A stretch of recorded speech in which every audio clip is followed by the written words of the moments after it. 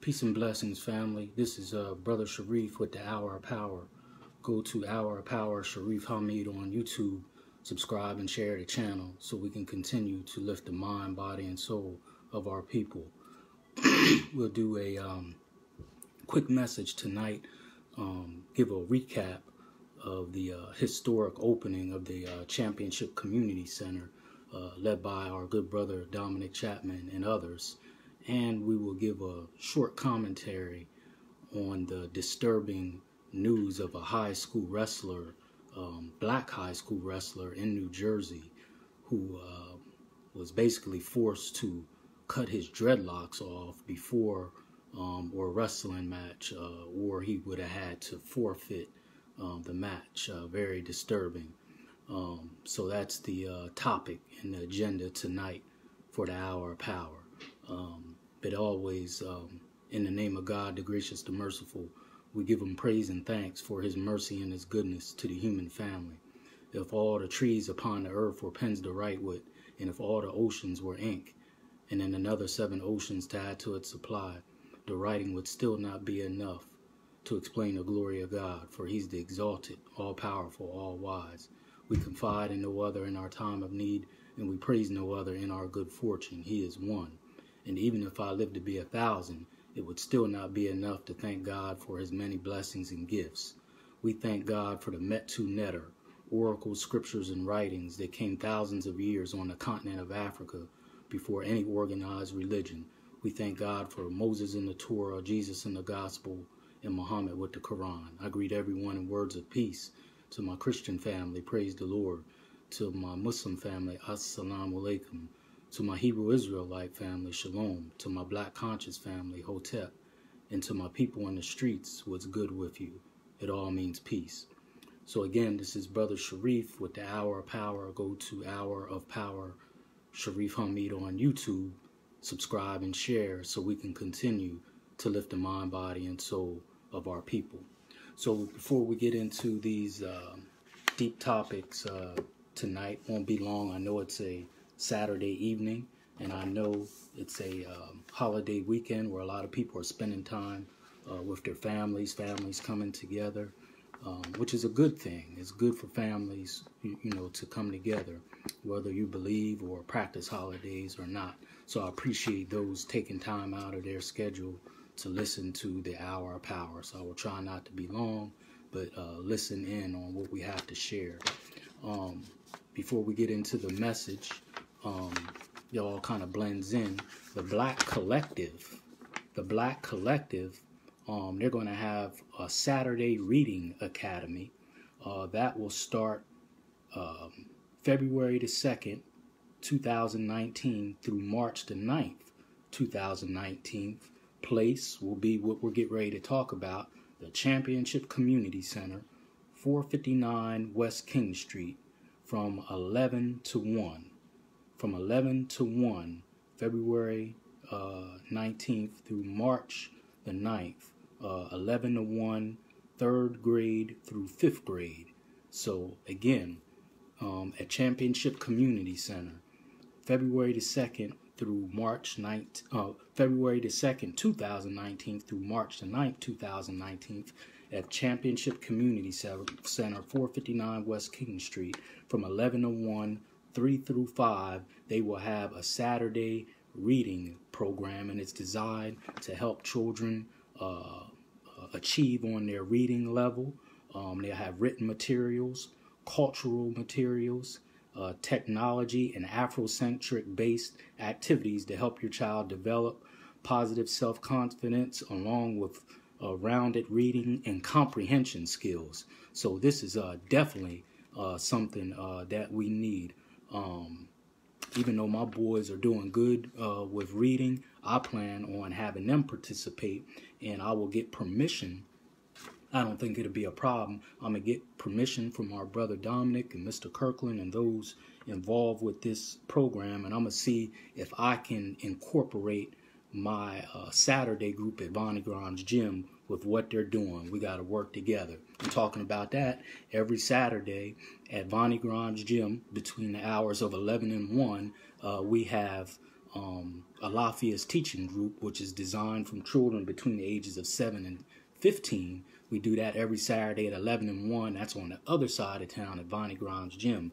But when they start this program, this Black Collective Reading Academy at the Championship Community Center, I'm going to see if we can incorporate what we do at Alafia's teaching group and bring our youth over to the Championship Community Center to participate in this wonderful program that they have. And I saw my wonderful sister today, but Felicia Dennis, she will be, after the holidays, I talked to her today, she will be starting her self-defense class.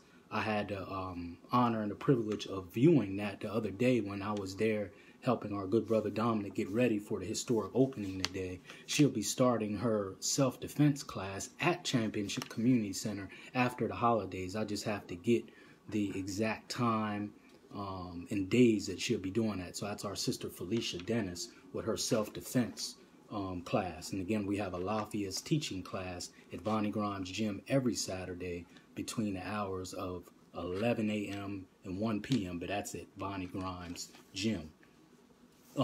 Tomorrow, also at Bonnie Grimes Gym, they'll have game night at Bonnie Grimes Gym between the hours of 3 p.m. and 5 p.m. where they have Xbox, PlayStation, different things for the youth. So that's between the hours of 3 and 5 tomorrow at Bonnie Grimes Gym. It's called Game Night, and that's for the youth. Have, again, Xbox, PlayStation, different activities for the children. So that's at Bonnie Grimes Gym tomorrow, December 23rd, between the hours of 3 and 5. Our sister Felicia said Monday through Thursday, 4 to 5:30. So Monday through Thursday, 4 to 5:30, our sister Felicia Dennis, I have her self-defense classes. And what date will that be, sis? Can you post that? What date? I know you said after the holidays, so the children go back to school January the 2nd, because I'm a mobile therapist, so I know they go back that day. Can you post what day you'll officially be starting your self-defense classes? We'll appreciate that, and I'll continue to post what you're doing, because you're doing a great thing with that. I actually sat and viewed it the other day, and I was very impressed with what you're doing. So please post what day you'll actually start. You have the hours, Monday through Thursday. We just need to know what day. So today was the grand opening of Championship Community Center, again located at 459 West King Street, with our wonderful brother Dominic Chapman and others. And I'm so proud of this brother. I've known this brother Wednesday, January the 2nd, the day children go back to school. And brother Jason Natali said, keep our youth group in the right direction. Yes, sir. And sir, you are more than welcome to come view what we're doing. If you have anything to offer or just your presence will be greatly appreciated at Bonnie Grimes Gym. Dominic Chapman and others, but particularly Dominic, I've known this brother almost all my life. I grew up in the Kurtz Avenue area. You know, we've been friends for almost 40 years. Almost 40 years I've known him. I'm so proud of him and others, because he didn't do it himself, but this is definitely his vision. And it's going to be more to come. I'm so proud of him, and this is very monumental. Yes, sir, very monumental. Him opening this Championship Community Center already has, you know, different programs and participation, you know, planned there. Again, I have Sister Felicia Dennis there with her self-defense, the Y'all girls with Marissa Shockley, many different programs. And I'm actually going to meet with this brother in a couple days. I'm going to let him rest, because I know he's tired, because he's been working hard. I was even helping him the other day get the place cleaned up and prepped, you know, for, our brother Brian Kennedy. He's into the sports program. Support him. He's going to be doing some things out there, and hopefully the Hour of Power and the Black Love Movement can spread our wings to the Championship Community Center and offer service for the youth on the west end side of town. Right now we are at Bonnie Grimes Gym, but I know this is going to be something that is going to be a monumental an impact in our community for many years to come, meaning the Championship Community Center. It's much needed. It's long overdue. And I can't wait. Even if I don't able to spread my youth group, which I hope I can, to Championship Community Center, I'll be there much as I can supporting what's already going on there. Just right now, we are, we are dedicated to the Vonnie Grimes Gym with our good brother Diaz. Good brother Sean Walker assists us over there. But we are very much interested in spreading our wings over there at Championship Community Center. I just got to have the help. That's why I keep imploring the brothers, please, help. We need your help. Your participation is much needed and valued because the youth need us. So, because right now, if I had, dependable help, I could easily go to Dominic and say, hey, Alafia's teaching group via the Our Power Black Love Movement, we want to set up a Championship Community Center. Boom. Then that influence would be there on the west end side of town. But I got to have dependable people to help me. So brothers or sisters, go back on my message from last week. And I did a message called Ask Your Man or Your Husband, what is he doing? That's what I did on my Facebook page, and it's on my YouTube channel. Sisters, ask your man or your husband, what is he doing? Meaning, ask him, what is he doing to lift the mind, body, and soul of our community? I ain't talking about no TV show or no public speaking or anything like that. Just his presence and participation to help our youth. They need help reading. A lot of these children don't have fathers in their life. We have the Alafia's teaching group. We have a youth group. It's a lot of things going on. We just need the brothers to get more involved. So if I had some brothers who were committed to doing this, I could set up there because Dominic has asked me. And I'm going to meet with him this Friday, God willing, about some other things. But I just need some dedicated brothers to help so we can lift the mind, body, and soul of our youth and ultimately our community, because the youth is the community. It's all one. So we need your help, brothers. Leave the NFL and the NBA alone a little bit and devote some of that time to the upliftment of our community and our people. Our youth are in peril. They are struggling in school. They don't have no identity, some of them. Hence is why they're killing and hurting each other. You don't kill or hurt what you value. You only devalue something that you have no value in, no difference than yesterday's garbage. You discarded it because you don't need it and you don't see any value in it. Unfortunately, that's what is going on with our youth, and that's why the foundation of our youth group with Alafia's teaching group is to lift the mind, body, and soul by teaching them their history and teaching them truly who they are. Felicia Dennis, Taekwondo, also teaches adults as well, starting in January, prayerfully as well. That's very helpful to know. I would like to participate. I like my boys to participate in your group. So between what I do with my group, I'm going to fit them in somehow. But yours is Monday through Thursday, so that wouldn't really interfere with what I'm doing. Very, very proud of you, sis. What you're doing is very much needed. So again, we are very proud of Dominic Chapman and his board members for what they're doing, because he didn't do it himself. Some of his board members, Mr. Rossum, and I forget my one sister's name. She's on the board. She came there the other day to the studio and helped out with getting the word out. So he has some good board members there.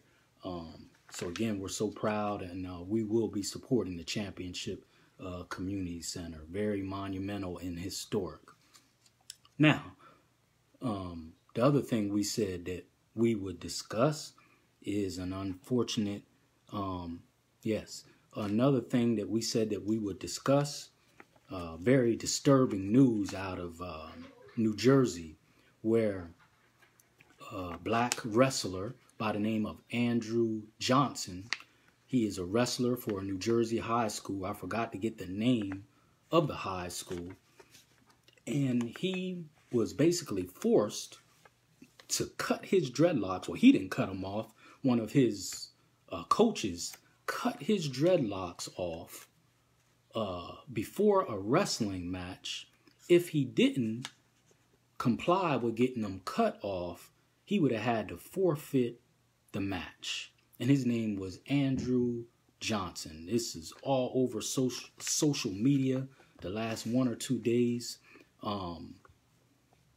The rule is with the state high school commission board there is if you have hair that comes down to your earlobe, you're supposed to have a hair covering to cover your hair so it don't interfere with the match and so your hair doesn't get pulled. Well, the young man did that. He had a hair covering on. So it seems like he followed the rules and was in compliance with the rules. The problem is the referee, a referee by the name of Alan Mahoney, according to the reports and what's on social media, is he has been involved with racial slurs, calling people and other black referees the N-word before. And he has got into, been involved with some racial tension issues, even intertwined with wrestling before. So he's no stranger to a controversial issue like this. This is beyond controversial. It's just downright disrespectful what I witnessed on social media with this Alan Mahoney, the referee of this match with this young man who is a black wrestler at this high school in New Jersey. So he's no stranger to being involved with racism and calling black people the N-word and just being involved in activity like this.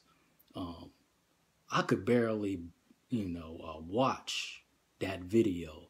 I didn't know what it was because people were sending it to my inbox. And then when I was going down through the timeline, all I saw was a young brother looking distraught. And they just pulling the scissors out and just cutting this young man's hair. I know people, we all know people from African descent who have dreadlocks. That's not something that grows overnight. It takes some people years to grow their hair that length. Some of it is just the way they want to wear their hair, which is their choice. Some of it is cultural. I don't know what his, background is, but either way, it's his choice. And then some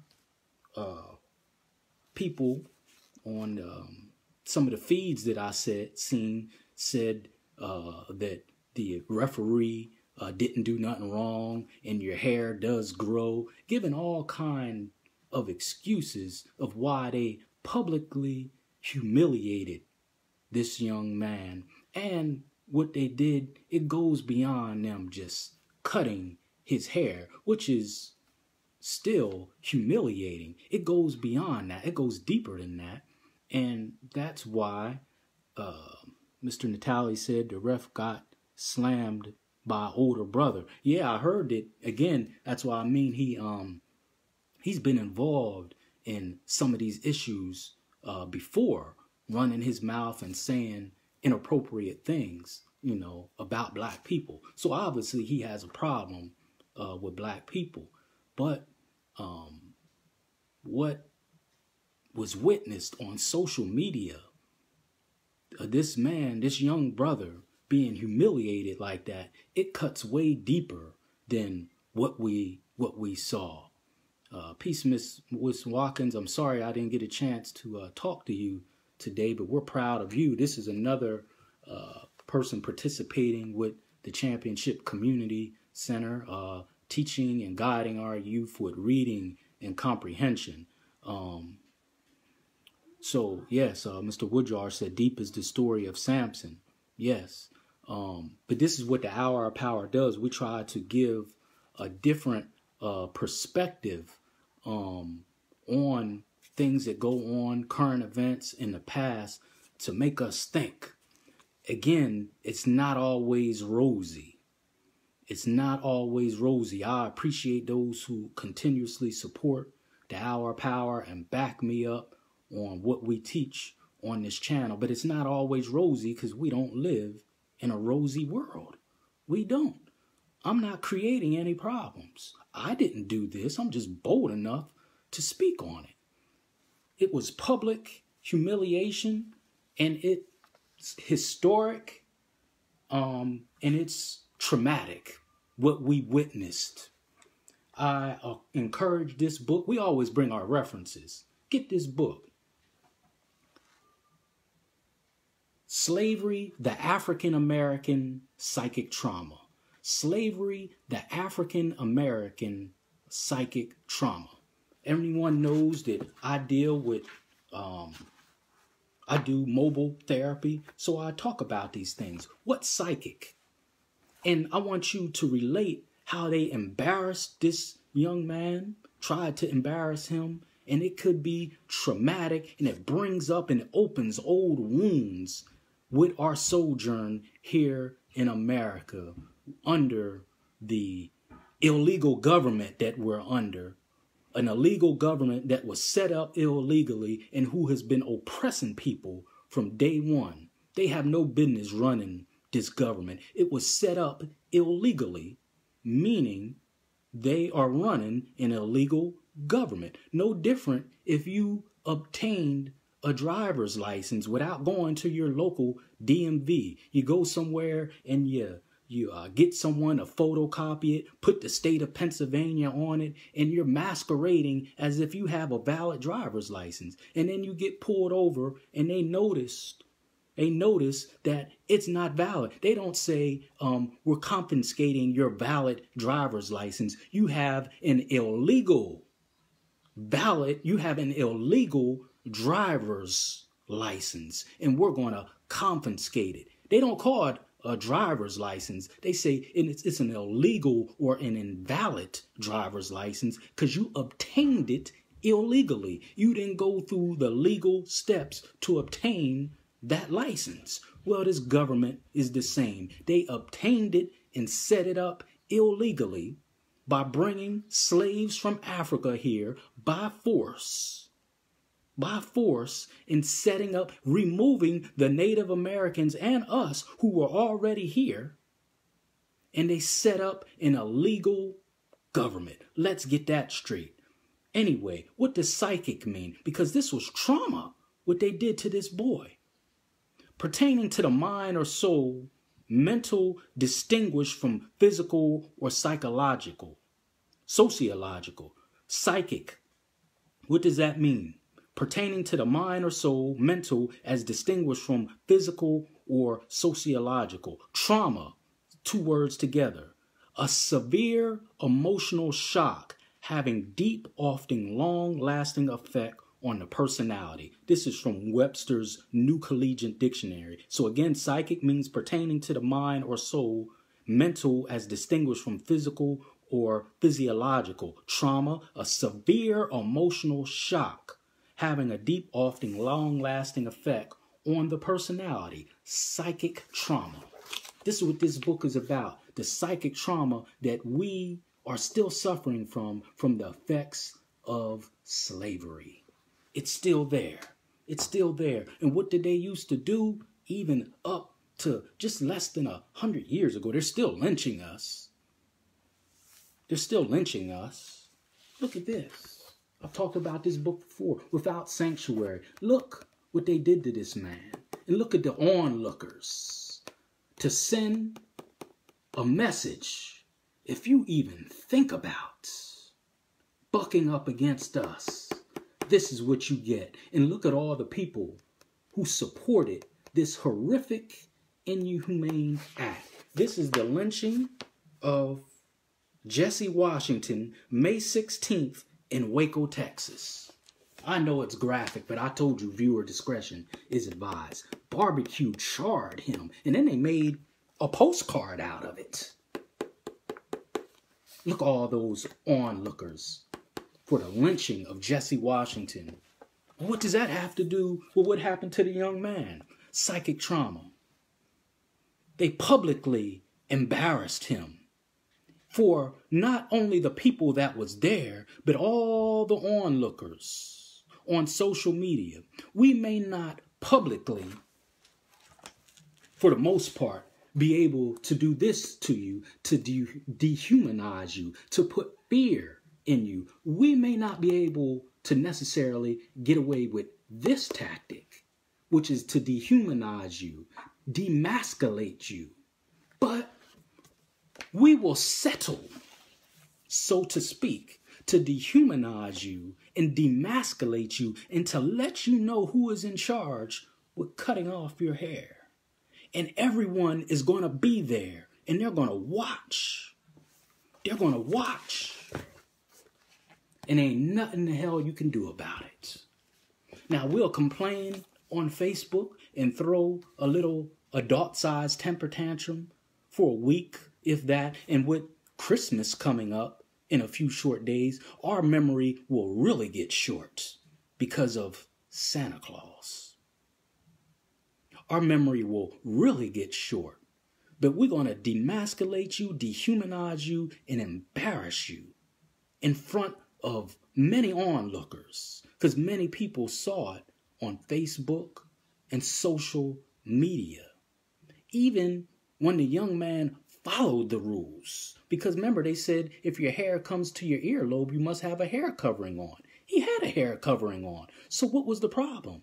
But they got this racist referee who has had many run-ins with black people before. They said he even pushed a black referee because they had some kind of disagreement at a match before. And our brother Jason said that I believe he said the young brother's older brother slammed him or gripped him up before. And I believe that's the same report that I saw. So even when you're following the rules, it still isn't good enough for the powers that be. Cut this man's hair off. Not at all off, but it takes many years to grow dreadlocks. I mean, we all black, we know that. We all got family and friends that have dreadlocks. That isn't something that you grow in 2-3 weeks or 2 or 3 months. Sometimes it takes people years, and the dreadlocks may just be a hairstyle for some, but it may be cultural for others. And who grows dreadlocks like us? And they're going to cut this boy's dreadlocks off. And if he didn't comply with that, which was out of bounds, he would have had to forfeit the match. And salute to our young brother, Andrew Johnson. He won that match. Even with being embarrassed and dehumanized like that, he won that match. So salute to you, sir. Keep it on. The hair is a part of you, but it doesn't define you. But these are some of the things that go on even when we follow the rules. We still have some, well, not some, many, on the other side that still want to practice racist things and still use tactics of old to dehumanize, demasculate, and embarrass the black man and woman. And it goes beyond a wrestling match. What about in the workplace? I did a talk months ago on how black men and women are pressured in the workplace to wear acceptable hairdos. Women who are in corporate America almost forced to straighten their hair and put perms in their hair. And if they want to wear dreadlocks, that's not acceptable in the workplace. Jason said it was far reach by the ref to make his opponent win. It only made Andrew dig deeper to win. Yes, indeed. Yes, salute to him for working through that traumatic experience and still going out and doing his thing. You can't stop us.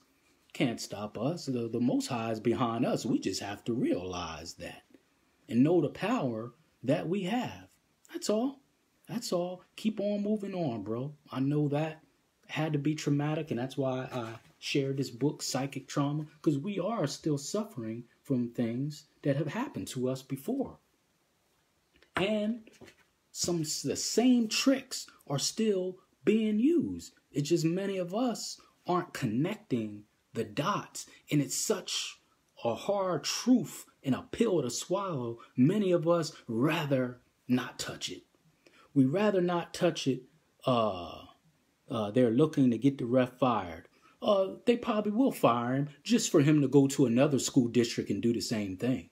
Remember, they will fire him only because of the heat that he's receiving, not because of that's what they want to do, because they've had reports before of his inappropriate behavior. They're only mad that someone was recording this and it got out to social media. They're not really mad at him. They will pull him to the side and say, Mr. Mahoney, we're sorry, but we're getting so much public pressure that we're going to have to let you go, but just hold on tight. These niggers have a real short memory. And the holidays is coming up. Just let this blow over for a couple weeks, if that, and we'll get you set up nice and comfortable in another school district. Or at worst, maybe another state, and you can just pick up where you left off. See, they get second chances no matter what. It's only black and mostly brown people who don't get second chances. So he'll get a second chance. Oh, man, there you go with that racist black talk. No, it's the truth. How do we know? Just look around in your workplace and look around in anything that goes on in our country and see how we have a short leash and they got a long leash. No one has still answered this for me. Where is Darren Wilson? I'll wait. Where is Darren Wilson, the same one who murdered Mike Brown in Louisiana back in 2014? Remember the child who laid in the street for 4 hours after supposedly stealing some cigars, and this cop shoots and kills a child? Where is he? Why ain't no one talking about him? I bet you he's working behind a desk at another police department somewhere else. How come George Zimmerman never got convicted for killing Trayvon Martin, a child? How come it took him 45 days even to be arrested? Talking about George Zimmerman, took them 45 days to even decide to bring charges against someone who stalked and murdered a child. After the police dispatcher said, leave him alone. We will handle it. Leave him alone. Took them 45 days to arrest him. He went to trial. And in July 13th, 2013, with a jury of 8 white members, and I believe more than half of the jury members were women with children the age of Trayvon Martin, they didn't find it in their heart to give George Zimmerman 1 day in jail for stalking and murdering an unarmed child. So that set the standard that anything goes in this country when it comes to the disparity in the treatment between white and black people. I want you to hear me on this. And if you're bold enough, share this message.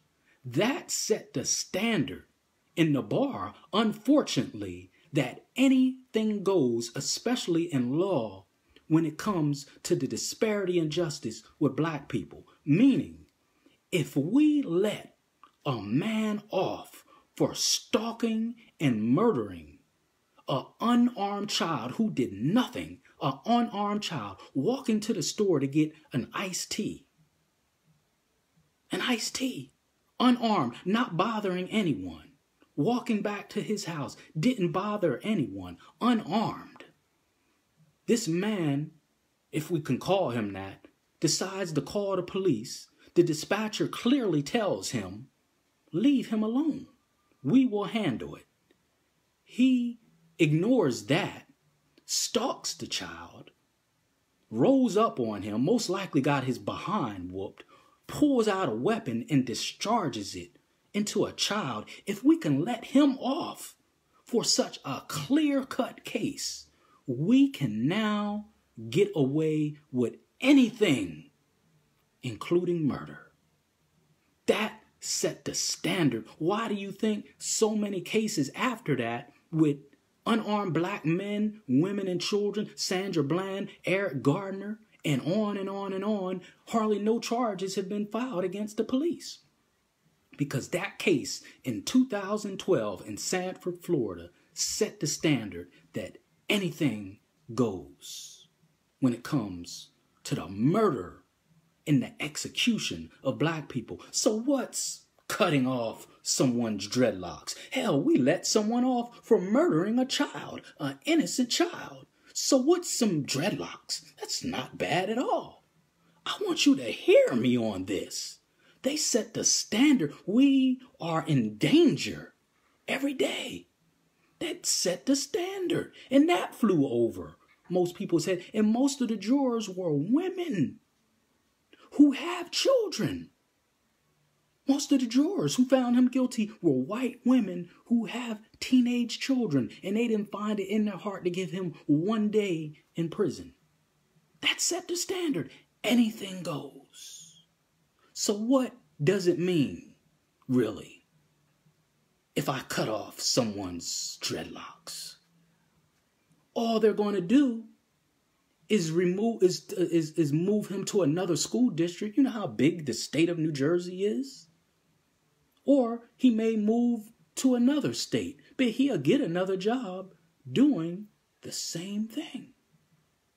The same thing. Years ago, those who have been here in York for many years, I hate to bring this up because it's so graphic, but I want you to understand what I'm saying. A sister back in 85, the Bothman case is a whole mess. I'm not sure what you're talking about. Educate me on that. Back, I believe, here in York in 1985, somewhere around there, maybe someone that can correct me on this. I was just a child. There was a sister, I believe her name was Georgia Murray, who was walking across George Street, and a drunk person, a white female, ran her over and decapitated her right here in York, PA. She was drunk. Ran her over and decapitated her. They said her head was rolling across the street. Do you know, because her father was like a police chief or something, she became a 911 dispatcher? Yes. Look it up. Ask some of our elders who've been in York for many years. And excuse me, I know the story is right, but maybe the years, because I was just a child, but it always haunted me. I believe the sister's name was Georgia Murray, and she was walking across the street or something like that, and a white female was drunk, ran her over, and decapitated her. I don't believe she did any time with that, and because her father was a police chief, she became a 911 dispatcher. Don't tell me nothing about, well, that they're going to do something about it. They'll do very little about it. They get second chances. We don't. We don't. We have to accept the truth for what it is. Stop walking around shaking like a leaf on a tree, being scared. We need to come together, support each other, like this Championship Community Center, like Alafia's teaching group, and others who are truly trying to lift the mind, body, and soul of our people. Stop our petty beefs and differences, and support and love each other, and pour into our youth, pour into them their proper history. Help them learn how to read and write by getting involved in their lives with this Black Collective Reading Academy, which starts February the 2nd at Championship community center. Pour into our youth. Get involved with someone or an organization who's already helping the youth. Get involved, brothers. Get involved. Somehow, some way. Get involved. Pour into our community, into our youth. Our existence depends on it. The youth is our future. They're our future. Someone was joking the other day, and I'll be done in a couple minutes. Someone was joking the other day and sent me, it said Reverend Watson from Coming to America. And he did his own little rendition of Whitney Houston's The Greatest Love of All. I believe that children is our future. Teach them well and let them lead the way. Show them all the beauty that they possess inside. Give them a sense of pride. Make it easier. Let the children laugh. I decided long ago, never let anyone walk in my shadow. If I fail, if I succeed, you won't take away my dignity. Yeah, the greatest love of all is our youth. Get involved, brothers or sisters. But for the most part, the sisters is holding it down. At least with the Hour of Power and the Black Love Movement, most of my support comes from black women. Now we need the brothers to step up. Get involved. Our youth's future depends on it. Don't wait till tragedy or some misfortune knocks on your door for you to get involved. Get involved now. If brothers can sit and watch the NFL from Saturday morning all the way up through Monday night, Monday evening, you know how many hours that is? If you just take half of that and dedicate it towards our youth, man, we would have ourselves something. Just what the group I'm a part of alone that we do with Inviting Grimes Gym, we need help.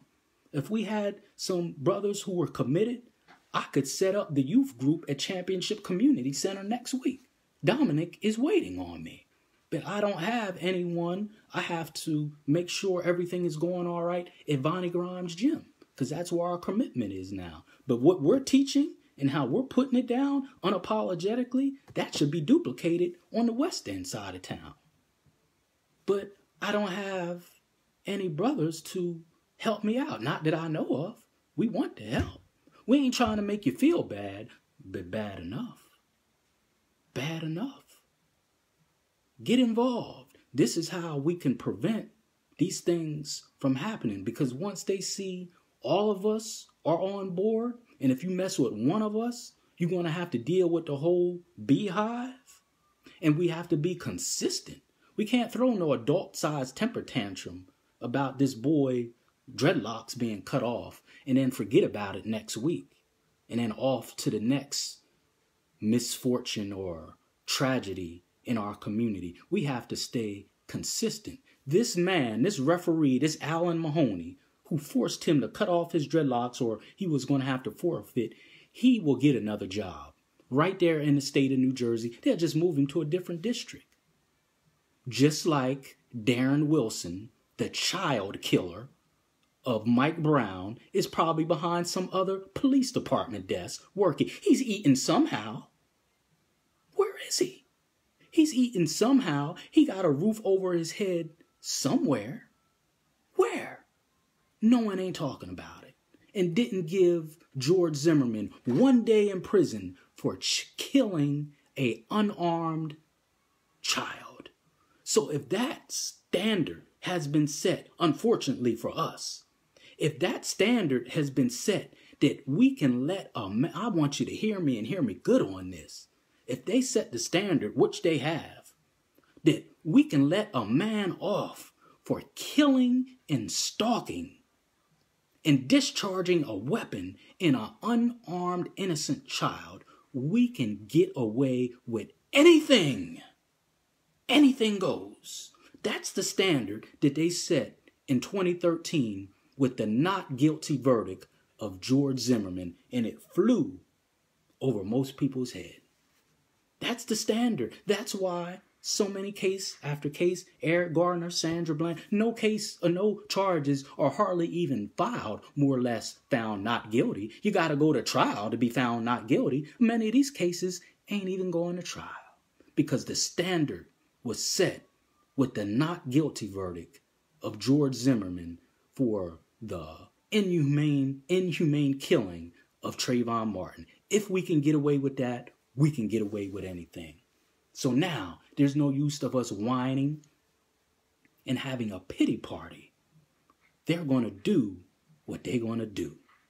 What the question now is, what are we going to do?